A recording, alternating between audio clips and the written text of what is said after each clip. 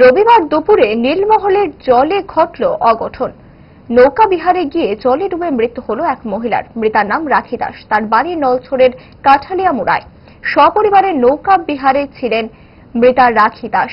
মধ্য সাগরে ডুবে যায় নৌকা। তড়িঘড়ি রাখি দাসকে জল থেকে উদ্ধার করে নিয়ে আসে মেলাঘর হাসপাতালে দমকল কর্মীরা। হাসপাতালে নিয়ে আসার চিকিৎসকরা তাকে মৃত বলে ঘোষণা করেন। ঠিক কিভাবে ঘটল এই অঘটন বিস্তারিত জানা যায়নি। ঘটনার কথা জানিয়ে মেলাঘর স্বাস্থ্য কেন্দ্রের স্বাস্থ্য আধিকারিক ডক্টর দেবারুণ রায় জানান, আমাদের কাছে একটা পেশেন্ট রাখি দাস নামে আসেন। ওনার স্বামীর নাম মিলন দাস, বা ভিলেজ হচ্ছে কাঠালিয়া মোড়া, উইথ সাসপেক্টেড ড্রাউনিং। ঠিক আছে, জলে ডুবে মারা যায়। আমাদের যখন হসপিটালে এনেছেন তিনি অলরেডি ব্রড ডেড ছিলেন। ঠিক আছে, কোনো পালস, কোনো ব্রিদিং এফোর্ট ছিল না।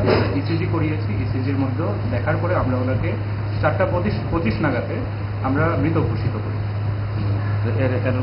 স্যার, এর সঙ্গে কি অন্য কেউ আসতো আহতটা? ওর সাথে কেউ লোক আসেনি। ওনাকে ফায়ার ব্রিগেড নিয়ে এসেছিল হসপিটাল। ফায়ার ব্রিগেড নিয়েছিল।